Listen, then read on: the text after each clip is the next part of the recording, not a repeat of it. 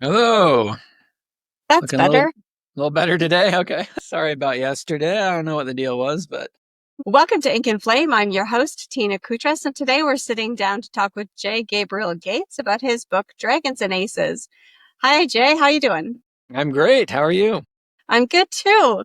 Where are you coming to us from? Marshall.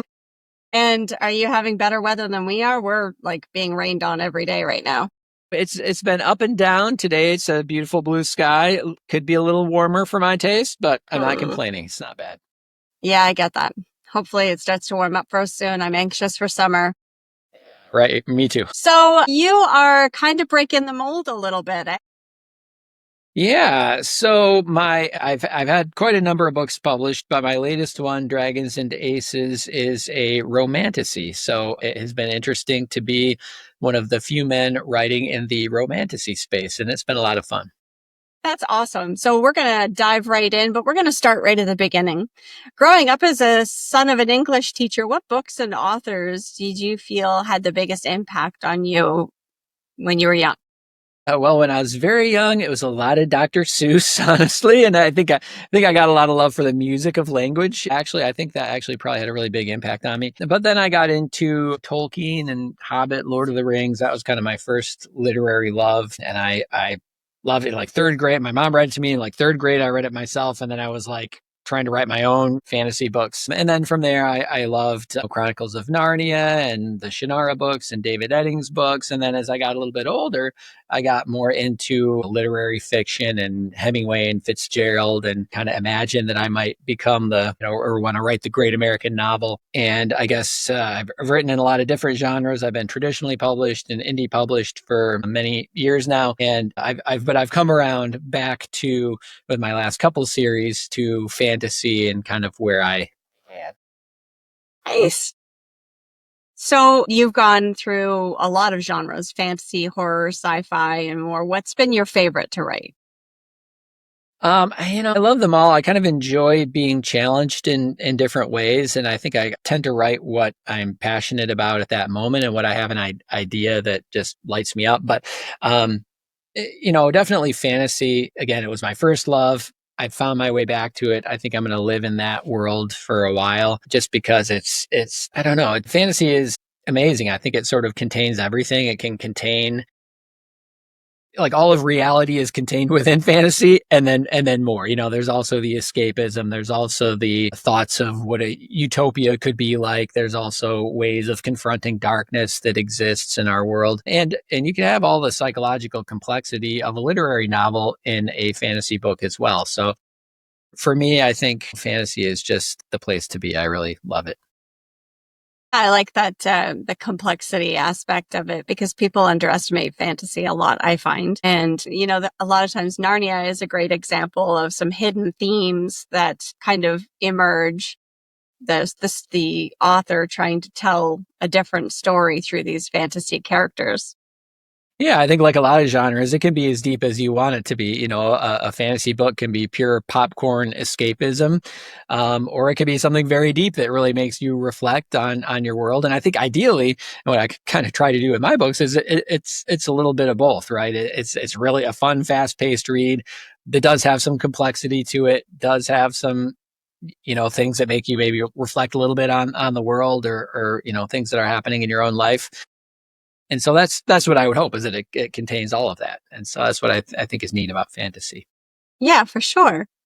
So you've acted in several national TV commercials. What is that experience like? It's a lot of fun. It's been a few years, but I was in an Old Spice commercial. I was in an Applebee's commercial, Nissan, Honda, Adidas, a bunch of other stuff I'm probably spacing out on, Carl's Jr. Yeah, it was a lot of fun. I lived in LA for about 9 years and did the acting thing. And, yeah, it's a lot of fun. Even if it's a commercial, you still feel kind of like a movie star, right? Because there are all the pieces of a movie shoot there. You have still a costume person dressing you and a makeup person and a hair person, and they set up all the lights and you step in. And so it's like a mini movie shoot, and you're like a mini movie star, which is kind of fun. And Imagine. yeah, That seems really cool. Do you miss being in front of the camera?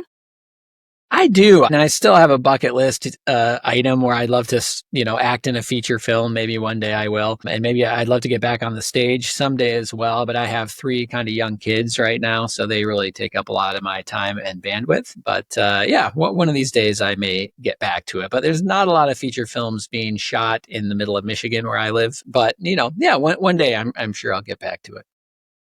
It'd be cool if they made Dragons and Aces and you got to be a star. I mean, honestly, and so this is a side track, but I think really in the next few years, like almost every movie or every book is going to be able to be made into a movie through AI, which people are going to have different feelings on that. But the technology is leapfrogging to the point where like people are going to be able to upload their book and download a movie and then like tweak it and do all kinds of stuff to it. So I envision in the next honestly 5 years.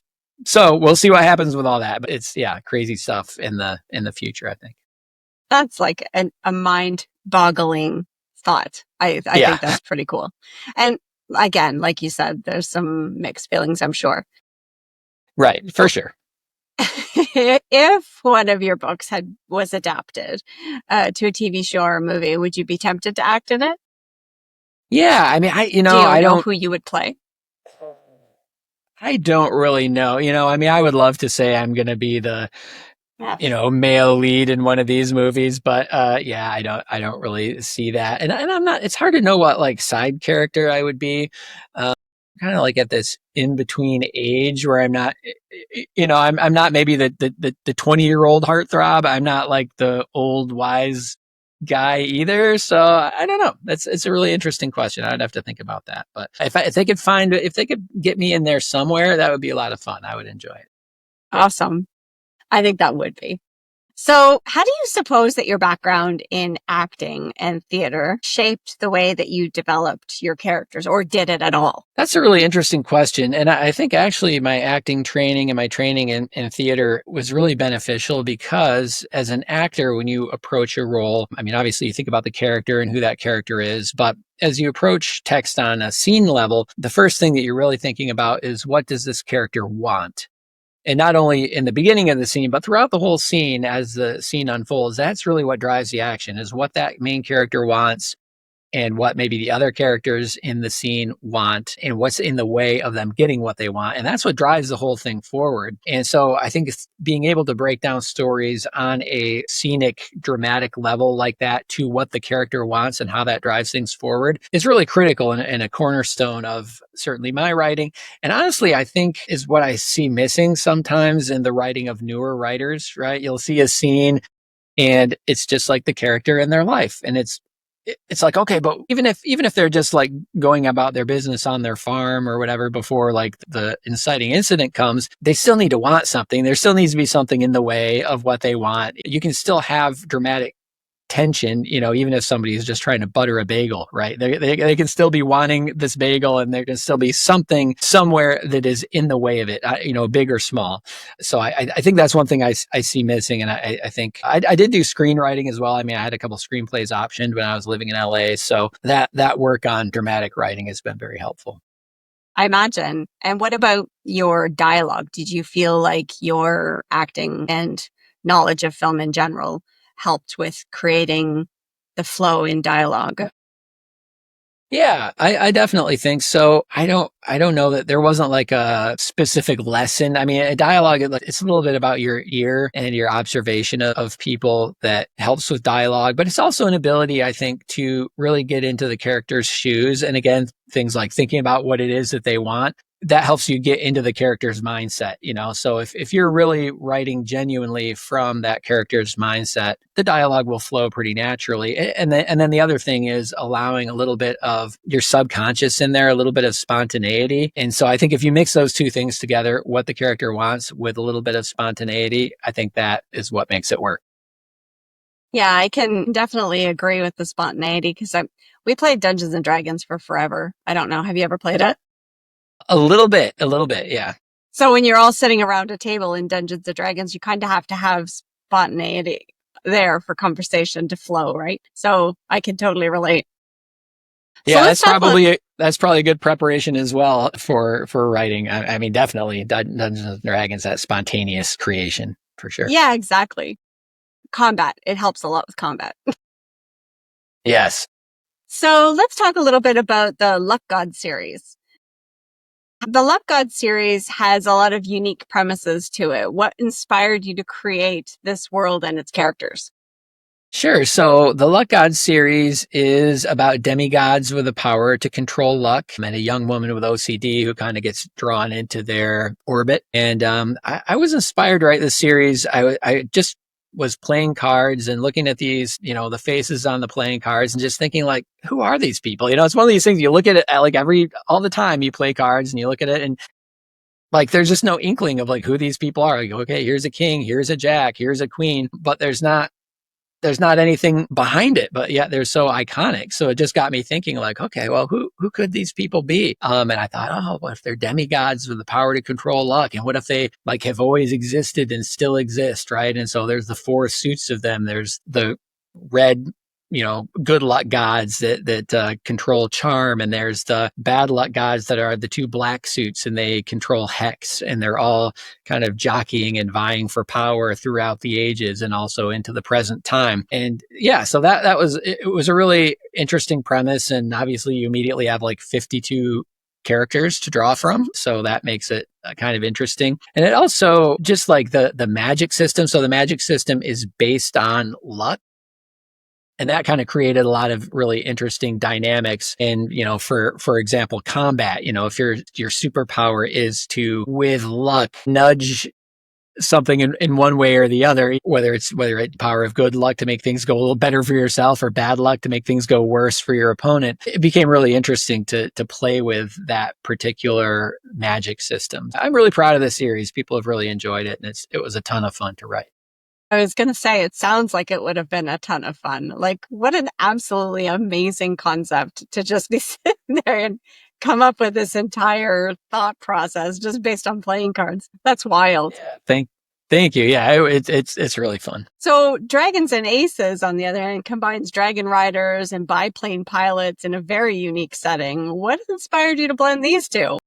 Well, obviously I've always loved fantasy and dragons, like I said, going way back. But I don't know what age I was. I read like a biography of Eddie Rickenbacker when I was like, I don't know, like really young, and just was really fascinated with those planes and like the Sopwith Camel and everything, and just those World War One battles where these guys were, flying above the war, above the trenches, and these very like primitive machines. There's something incredibly daring about what they did, and those are just very dashing characters, right? These pilots, they got their leather jacket and their scarf, and they're just up, blasting through the sky in these machines. And even when I was in probably seventh grade or something, I wrote a story that was about the hero was flying a biplane and stuff. It was more of like a kind of sci-fi dystopian story. It didn't have dragons. So the biplane thing has kind of always been just in the back of my mind. And then as I was sort of like maybe two or three books into the Luck God series, I don't know, that idea sort of came to me. I was thinking a little bit about what I wanted to write next and about fantasy books. And my wife had kind of been on me to actually write a romantasy series because that's kind of what she has been reading, like a lot of people. And she, for a long time, was like, oh, you should write a romantasy. You should write like a spicy romantasy. Like they're so big, like people would love it. And I'm like, I don't know. Like I'd never written a spicy book before. Like all my stories have had romantic subplots, like the Luck God's books, Girl of Hearts, there's a romantic subplot there, but it wasn't like front and center. And that, I'd read a few kind of romantasy books that were, a little spicier or whatever, but it wasn't like something I read all the time. So I was like, I don't know. I'm not sure. But when that idea came along, I was like, like that is the perfect enemies to lovers romantasy story because you have a woman who's a dragon rider in this kingdom that's more fantasy based. And then you have the guy who's a biplane pilot in a country that's sort of like the US and a city that's sort of like New York City, but not obviously, but like a fantasy version of it. So, World War One era technology and then the magic, and these two countries have hated each other. They've been at war for generations, and yeah, it kind of was the perfect setup for a romantasy. Wow. Okay. So that begs the question, did you cave and read some Romantasy before you wrote? But yeah, I wouldn't have jumped in without having read some. Yeah, definitely. So, I mean, I think I would compare this a little bit to Fourth Wing. Like in terms of the amount of spice, it's about at the Fourth Wing level of spice, whatever you would rate that on the spice scale. But yeah, I mean, definitely I had to do some research, and it's interesting, like spiciness, like explicit, it's a part of life, right? So it's in a way, and the more I thought about it, it's a little bit false to exclude it from stories in a way. Like you do the fade to black or the bedroom scene, and like in a way that's kind of false, right? Because it is a part of life. You don't black out when that It act is happens. happening, right? It is a part of life, so in a way it's faker to leave it out than to leave it in. So it was a little bit of a mindset adjustment. Like the first couple times I wrote spicy scenes, it was a little like, okay, this is, it was like a different feeling. I had to like get comfortable with it. Not that I'm a prude or anything by any means, but just in terms of writing it, it felt a little like different. Yeah, But now absolutely. I'm more comfortable now. So That's awesome. And it's funny to watch the kind of shift, because for me it was very gradual. Like I was slowly shifting into reading that stuff. It wasn't like in my face right away. Partially because I started with the first stages of, I mean, I read a lot of fantasy when I was younger, but I had kids, I had family, I had life, and stopped reading just about altogether. And when I had left off, it was spice wasn't in books, it just wasn't there. And, or at least none that I had ever read, except for, the real romance books that I had never read any of those. But then I was given Akatar as a starting point, and it kind of, it ups the game with each book. So, you know, they prepared me anyway. yeah, you and a So lot of people, I think. Yeah. yeah, all of us cult members. So how has your reception for Dragons and Aces been compared to your previous work? And what's the most rewarding feedback so far? So the feedback for all my books has been good, and like the Luck God series, very positive reviews, very positive feedback. But I think Dragons and Aces has been on a different level just in terms of the audience that I've been able to reach. I think that's the case for a couple of reasons. Number one, I just built up my audience a lot through the Luck God series, but also I think it has just resonated. Like I did have a video go viral on Instagram that a lot of people saw. It's got like 800,000 views. More people have liked that video than live in my hometown. So that's kind of weird. But and the video is just like the premise of it is just like imagine a romantasy book written by a guy.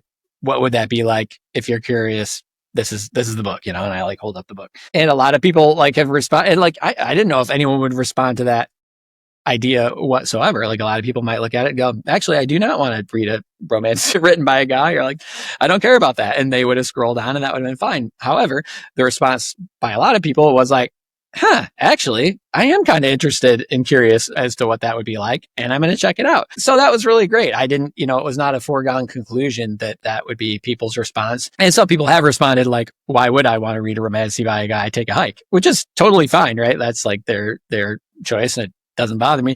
But the people who are interested, a lot of people have checked it out. And the other part of your question, the sort of most rewarding and validating part, has been the response to the book, because it would be one thing for me to put out a premise like that and people go, okay, well, kind of skeptically, sure, I'll check it out. And then they check it out and go, yeah, it wasn't that great. It was just what I thought, like a romantasy written by a guy who doesn't understand women and whatever, I'm moving on. The response has not been that. The response has been, wow, I loved it. It exceeded my expectations. I'm a fan of your writing now. I am dying for book two. I actually just posted a video today sharing a comment that somebody said about how much they loved and appreciated my female protagonist, which a lot of people have said. So yeah, that has been very rewarding. And again, not a foregone conclusion that I would be able to like hit it out of the park and have people love it. I could have definitely written it and have people not like it at all, right? Because it was a little bit of a departure from what I've done in the past. But yeah, I've really appreciated people's response to it. People have been really open to it. People have enjoyed the book. But at the end of the day, I really feel like there's no reason a man should not be able to write a female protagonist who's wonderful. Just like, it would be absurd to say that a female can't write a male character that's a good character, right? Like to say that would be absurd, And I just don't believe in gatekeeping creativity in that way. I celebrate female writers. I celebrate when female writers write a great male character. Like, that's great. And I'm not going to get mad at them for trying to do that, nor would I get mad at a woman for writing a book in a genre that is, typically has more male readership or more male authors. Like, I think that's great. Like, why gatekeep by gender or anything else, honestly. And I think, if you really are honest in your creativity, it's possible to write characters that are different from you. I mean, that's sort of the whole premise of writing or reading in general, right? Is that you can create. I mean, they say write what you know, which is great and good advice, but you can also really put yourself into somebody else's shoes. And if you do it with enough love and enough empathy, that can really come across, whether that character is, like you on the surface or not like you on the surface. And the other thing I think is on the surface is one thing, but underneath, we are a lot the same. Honestly, like men and women are a lot the same. All human beings are a lot the same, whatever country they're in, whatever gender they are, race, ethnicity, anything like that. People are 99% the same and 1% different, right? So I think if you can authentically just put yourself in the situation that character is in, you're 90% of the way there. Yeah, exactly.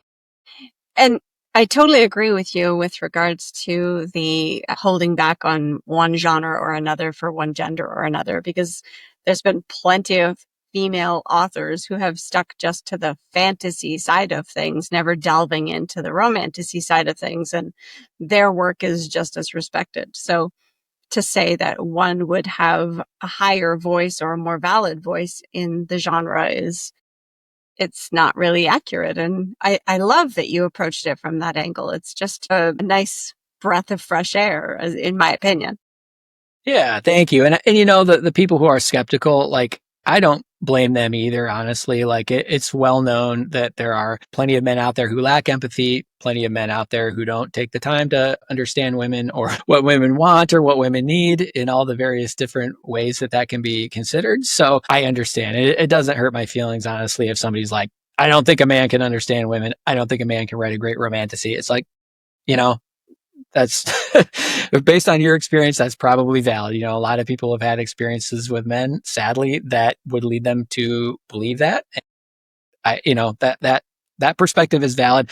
My books are, as always say, my books are for the people who love them. So if somebody is in a place where they are ready to take a leap and check it out, like, that's fantastic. And if somebody is not in a place to do that, like, there are many, many books out there for them, and it's okay. So I was one of those people who found you by Instagram and your posts threw you into my feed. And the comments of one of those people that was just in the right spot at the right time, where she commented towards everything you just finished saying, and you basically dared her to give it a try, and she did, and then she actually went back and complimented you for it, I remember.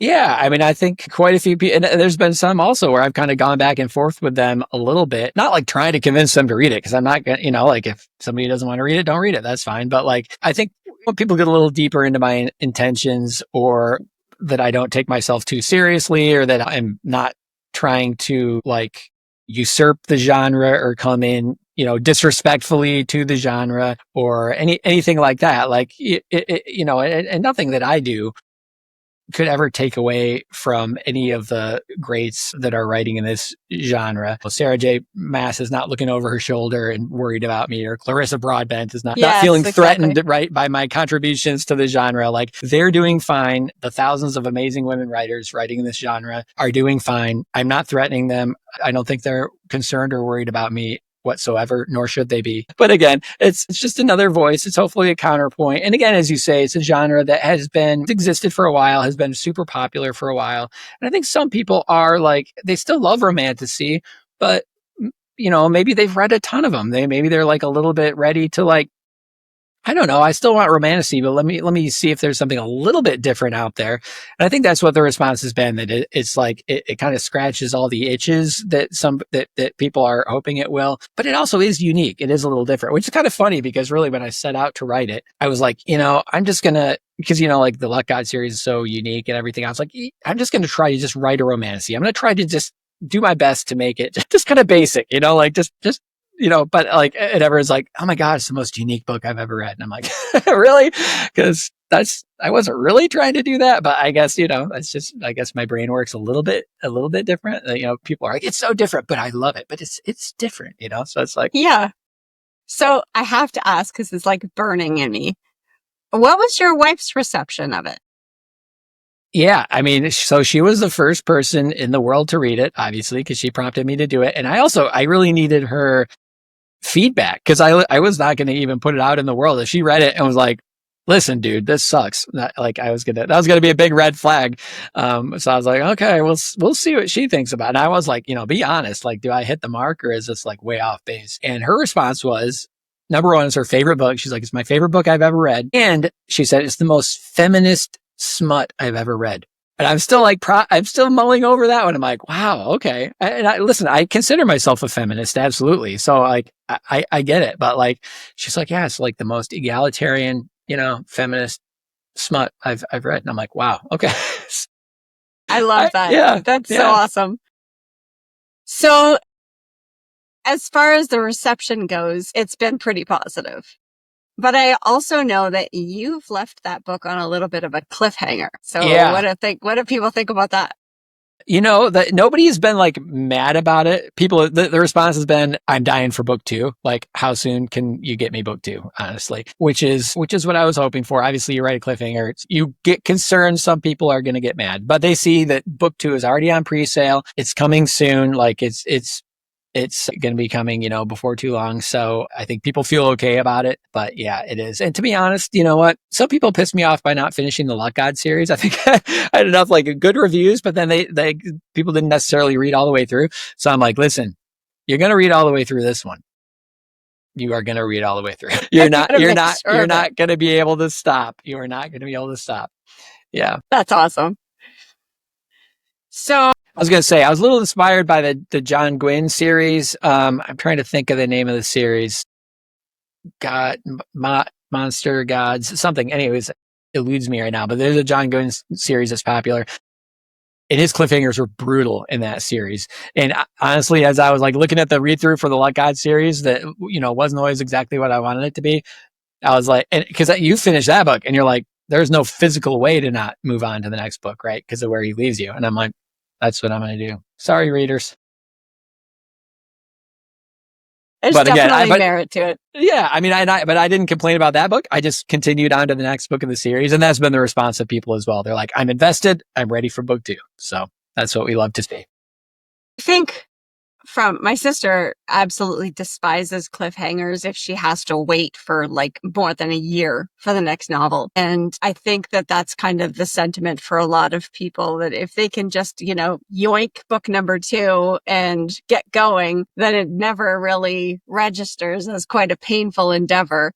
But so without any, direct timelines, how long are you thinking before number two is out? Right now, I'm anticipating it'll be August. So yeah, I'm aware of that imperative. I'm aware that I don't want to leave people on an island for too long, just suffering without the next book. So, yeah, so it's not going to be like a year or anything like that. But it does take a little bit of time. The process takes time of getting it edited, making sure that it is everything that it needs to be. But yeah, August is what I'm looking at.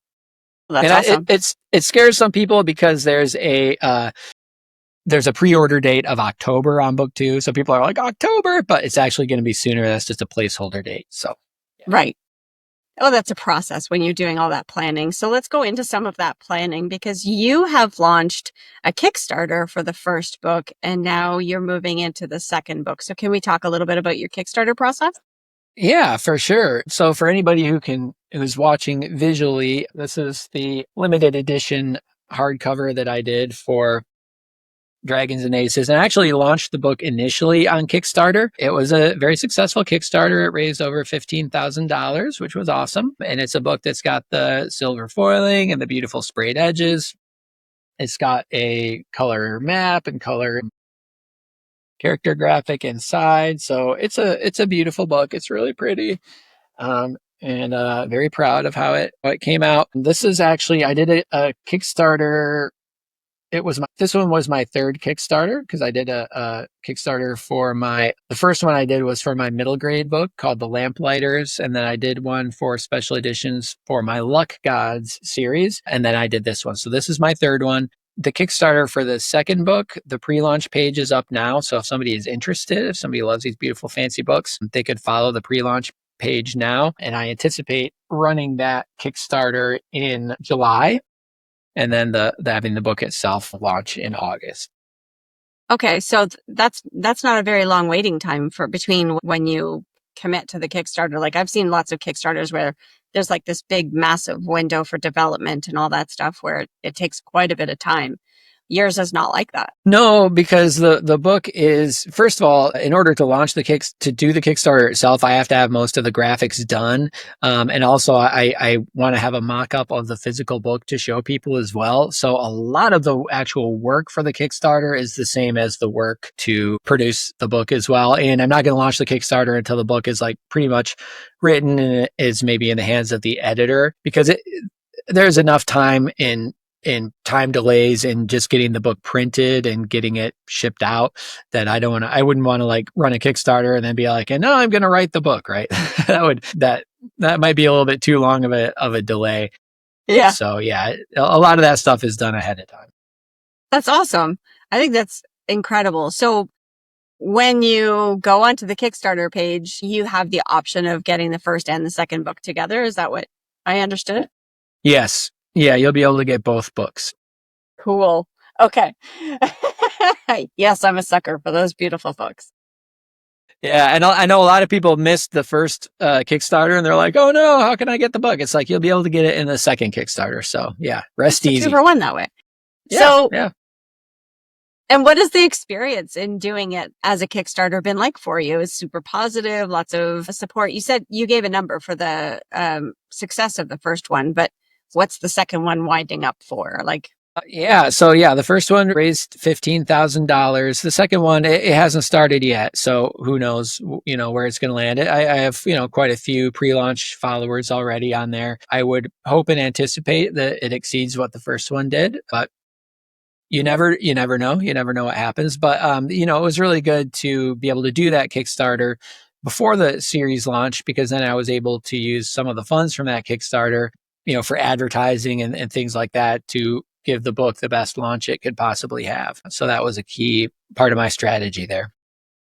yeah, and I think there is a certain amount of an underestimation of the costs of going to those lengths. Not even just the book itself and the editing costs and the, just driving people to like traffic and stuff like that to your pages and things like that. I think people really underestimate how significant the cost is on something like that. The artwork, like it's huge. Yeah, it is. It is. And especially if you're an author who, is not a household name like a lot of us, you have to do something to get your book in front of people. I mean, I think a lot of newer authors might think, well, if I could just get this book done and just get it out on Amazon, everybody's going to read it and that'll be great. But, the reality is you have to like physically drive those people to the page where That's your right. book is to check it out. And you have to have some mechanism to do that. And so whether that's ads, whether that's social media, like there's millions of books on Amazon. So somebody is not going to just accidentally find your book, you have to make a lot of plans to make sure that people are becoming aware of it. And a lot of people don't buy a book the first time they see it either. So, it might be they saw you on Instagram and then your ad comes through their feed and then they see you on a podcast and then they finally go, you know what? Okay, fine, you got me. I'll take a look at this stupid book. Well, I definitely hope I can be that catalyst for you. What's been the most unexpected lesson you've learned from being some self-published or an indie author? You said you were both, but let's compare them. Sure. Traditional publishing was wonderful. I mean, it's taken a big shift in mindset to move into the indie space. I mean, I think when I began writing, first of all, indie publishing wasn't a thing. There was something called vanity publishing is what they called it, right? And the idea was basically, somebody would like pay to have 2,000 of their books printed, and then try to sell them and probably not have success at that, because even at that time when I first started writing, like social media wasn't the thing that it is now. So there's really no mechanism for discovery to get your books into the eyes of readers unless you paid for like a magazine ad or a radio ad or something crazy like that. So even if you did self-publish that way, there was really just the infrastructure wasn't there to get your book in front of people. So I went the traditional route. And along with that is like I was just in a different headspace then too, because I really was like, the dream at that time was for me to just sit back and write the books, write a brilliant book, send it off to somebody in New York. That person looks at it, it's like, oh my God, this book is amazing. You're brilliant. We're going to put it out. The New York Times is going to talk about how wonderful it is, and a million people are going to buy it. That was the model. And then I could sit back and until I wrote the next one. And the idea of like thinking about marketing or thinking about doing my own book covers or thinking about, lining up an editor or doing formatting, like none of that was stuff that I wanted to learn about. And in fact, I was a little bit afraid in a weird way to learn certain skills. I was just like, I so badly knew I wanted to be a writer that I was a little scared, like, if I learn about marketing, then maybe I'll go be an advertising person. And I don't want to do that. I want to be a writer, or maybe if I learn about whatever cover design, then I'm like a graphic designer, and I don't want to be a graphic designer. I want to be a writer. So like I'm not going to learn about any of that stuff, which in retrospect was like such a dumb mindset, really. But so I had to evolve past that, and I also had to, take a lot of hard knocks in traditional publishing. It's like a whole story of how I initially got traditionally published, but I had my first 5 books traditionally published. And then it became clear that publisher wasn't the right one to continue with. And I signed with a big literary agency. I was at the time writing YA horror, which was considered a very difficult genre to sell. So I signed with a great agent. They shopped it around. The book went to committee at a couple of publishers. It didn't sell. I ended up parting ways with that agent, subsequently wrote a couple more books while also querying every agent in America, and like just didn't find the fit, like I even corresponded with a number of different agents who were like, your work is wonderful. You're a great writer. Like, make sure you query us with the next one. But like this one isn't quite, hitting the market right now the way we, feel like we envision it, so I just had a few ones that were just like, square pegs in the round hole of agents. And just finally, it's like a couple years went by that way. I just eventually got sick of it. And I was like, finally then ready to like, okay, let me look at indie publishing, because I knew that people were having success with it. And even when I was being traditionally published, it's kind of funny. Like I was a little bit like annoyed by it at times, because I felt it was kind of like, I felt like I'd hiked to the top of the mountain and finally gotten the validation of this traditional industry. And here I was. And then I look over and it's like somebody else took like the ski lift up and they're hopping out. I'm like, why are you here with me? Like I had to go, I had to get vetted I had to get permission from all these people, and I had to get vetted by all these people. And you just decided to do it. And here you are at the same place as me, right? You also have a book out, and like you're selling maybe as many books as I am, or maybe more books than I am. And like, you just skipped the line, and in retrospect, like, yeah, that is exactly the case. And now I'm in the place where like, you know what? I'm not waiting for anyone's permission. I'm not waiting for anybody to vet my book. I'm not waiting for anyone to tell me like, you know what? Just rewrite it the way we want it, and we'll think about putting it out for you. I'm not having anyone tell me like, well, we're going to put it out, but it's not going to be for 18 months. Like, none of that stuff. If I have an idea, no matter how stupid or crazy it is, I'm going to write it, and, would an agent and a traditional publisher be excited about me, a guy writing a romantasy book? Possibly, but probably not. They may or may not see that vision, but likely they wouldn't. But now I don't have to ask permission. I just do it, which is a lot of fun. Yeah. And it definitely would be so much more rewarding to be able to go through this process, especially knowing what the alternative is. I think that by itself would provide a certain amount of clarity when you can have success this way, I think.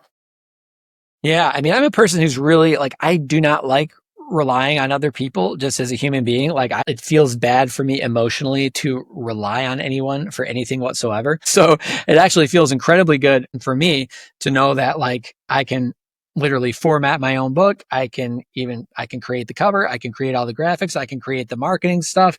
I can create the social media that's driving the traffic. I can upload it to all the platforms. I can do the Facebook ads that are driving the traffic. I can, book the audiobook talent to create an audiobook.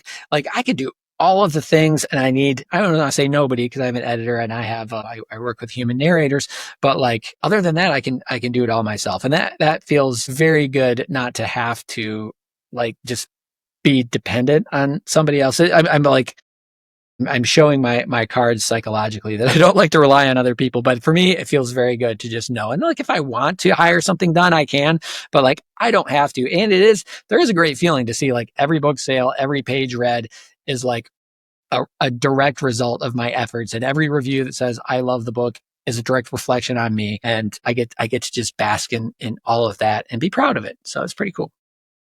Yeah, because it's all on you, but that also means it's all for you, like it's all on you.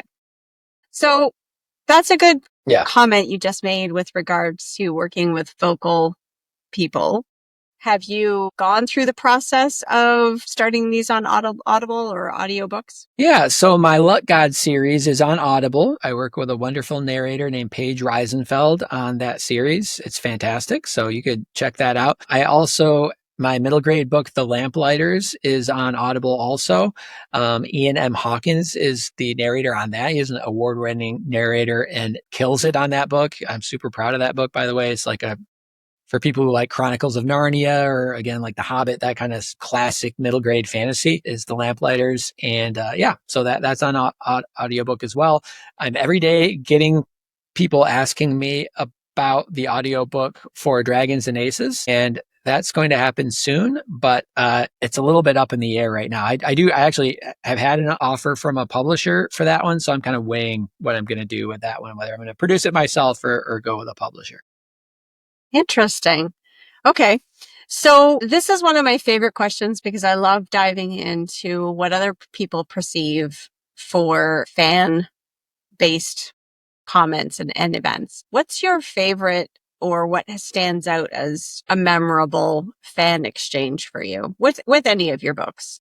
One thing that's really fun, I have at least one of my beta readers who like will read my book and like write me a play-by-play email of like, it's like every chapter. It's like her reaction to every chapter. And it's hilarious. It's so fun because it's like, what? Oh my God, this person said that. Like, they better not do this next. And then the next thing is like, they did that thing. I can't believe they did it, or whatever. It's super fun. Like, I really enjoy that.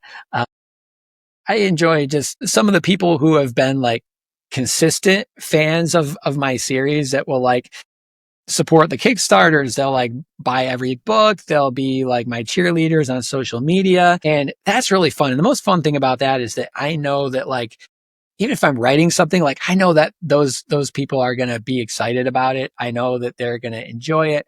And I've spent so many years of my life writing without anybody like waiting for it other than like my mom, and I've written so many books where if I keeled over and never finished that book, like literally nobody would care or know the difference. So to have people like, oh my gosh, I can't wait for book 2, or responses like that, or to just know that there are people out there waiting for whatever it is, that's really amazing. The other thing that's been really fun with Dragons and Aces is that I have gotten a lot of comments about translations. I have had people like, yeah, I've had people requesting translations in so many different languages. And actually, I also got an inquiry from a foreign publisher about translation rights for this, which is pretty exciting too. So yeah, that has been amazing, and I'm kind of excited about the possibilities of getting this in different languages and getting it worldwide. And I know that a lot of other indie authors have had a lot of success with that. So yeah, that's pretty exciting. That is super exciting. So are there any upcoming projects or events that you're excited to share about? I know you've got the next installment of that book, but are there any additional ones that are in the pressure cooker? Things on the horizon for me is book 2 of the Dragons and Aces series. That is the big one that I'm working on completing. The Kickstarter for book 2 of Dragons and Aces series, and the audiobook. And like I said, translation. So I'm really going to be working on all of those things. Super busy. That's awesome. So finally, what's one thing you would love to say to somebody picking up Dragons and Aces for the very first time? Well, first of all, thank you. Thank you for checking it out. Yeah, I mean, I think anybody who just steps out on a limb and tries it, I really appreciate that. Hopefully they will enjoy it. If somebody doesn't enjoy it, like that's okay. It's like I said before, and it's like one of my mantras. My books are for the people who love them. So if somebody tries it and they love it, then they're one of my people, and that's phenomenal. And if they're not one of my people, then that's okay too. But I'm really proud and happy that a lot of people have enjoyed it. Awesome. So what's the best way for people to find you? Do you have your own website as well as Instagram accounts and such? Yeah. So, oh, and one thing I should mention. So the Luck God series is under J. Gabriel Gates, and Dragons and Aces is JG Gates because it's a little spicy. So a little bit of a differentiation there. So you can find me at jgabrielgates.net, or you can find me at jggates.com. I'm very active on TikTok, Instagram, to a lesser extent on Blue Sky and Threads, and pretty much all over the place. That's awesome. And do you like chatting a little bit with some people that have read your book? Do you enjoy? Absolutely.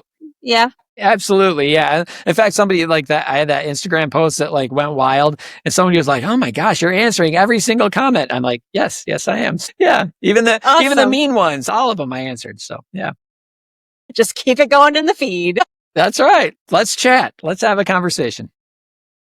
I love that you were able to sit down and chat with me today and being able to talk about these books and maybe put a spotlight on that Kickstarter for you. It would be like a dream come true to be able to, get some extra traffic for you. I'm definitely going to go take a peek at both books and see what they look like side by side and have a look at the Kickstarter. And I encourage everybody to do the same. If you love the fantasy, romantasy world and those books are appealing to you, let's go take a look. So thank you again for having the time to chat, and I look forward to reading it. It's been a lot of fun. Thank you so much for having me.